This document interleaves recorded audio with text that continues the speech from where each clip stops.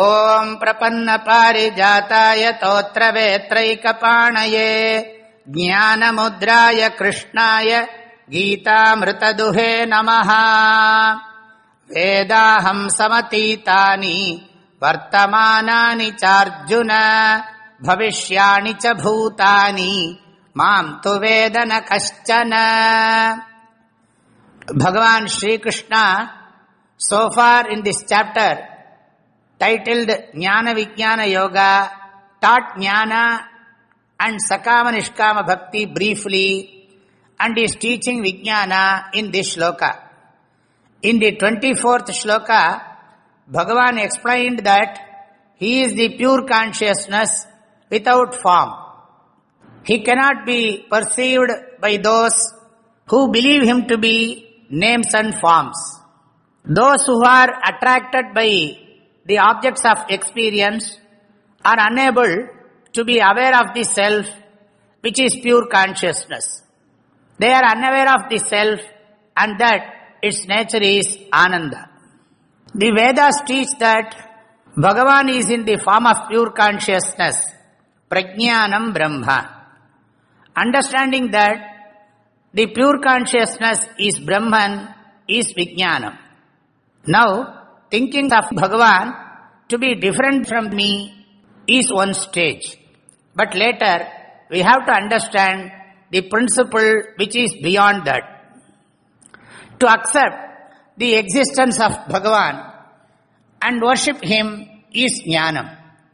That Jnana alone is not sufficient. That Bhagavan manifests as me and this perceivable world and beyond. This is Vijnana.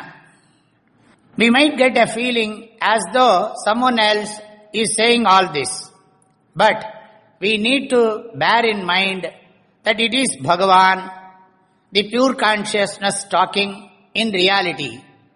Bhagavan is the pure consciousness, the nature of our own self. We are trying to understand this truth from various angles. Let us see the meaning of this shloka. O Arjuna, aham samatitani vartamanani bhavishyani cha bhutani veda. It is like this. Samatitani bhutani vartamanani bhutani bhavishyani cha bhutani aham veda. Bhutani means all living and non-living beings. Samatitani be split as some atitani, that some should be joined with Veda. Some Veda, I know well. Atitani, the past. Vartamanani, the present. Bhavishyani, the future. It means, I know the past, the present and the future well. Pure consciousness knows the past, the present and the future. To some extent, even we know the past, the present and the future. We may also say that Bhagavan knows everything and speak of him as separate. However, pure consciousness knows the past, the present and the future. But no one knows this all-knowing knower.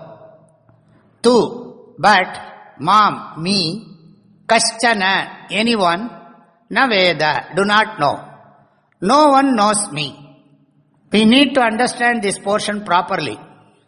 The knower, the individual, is lost in the attraction to the objects of knowledge and he fails to know his true nature as the knower. This is how we need to understand this portion. We should not take it to mean no one knows Bhagavan. If we interpret it so, it becomes Dvaita, as though Bhagavan and we, the knowers, are different. Bhagavan says, no one understands me, the pure consciousness. To understand this, we need to focus on this. It is the I which knows everything. We cannot experience ourselves as an object of experience. We should not forget that. Just as it is not possible or necessary to see our eyes with our own eyes and there is no effort required to do so. similarly we should understand ourselves as the eternal pure consciousness. This is what we are learning right from the second chapter. Our learning is based on the Advaita Siddhanta, which explains Ishvara Tattva as Atma Swarupa, our nature, the principle of Ishvara. This is the meaning of this shloka. Aham sarvajnaha asmi. Jnana is to understand that Bhagavan is all-knowing sarvajnaha, omnipotent. Vijnana is to understand ourselves as the all-knowing sarvajna, the pure consciousness. We need to understand this Vijnana Tattva. Bhagavan is teaching us all this so that we can understand this principle. In the following shlokas, he explains why people do not understand this reality and by whom it can be understood. May Bhagavan bless us to continue our study. Vedaham samatitani vartamanani charjuna bhavishyani cha bhutani mam tu vedana kaschana. My prayerful blessings and best wishes to all of you. Hari Om.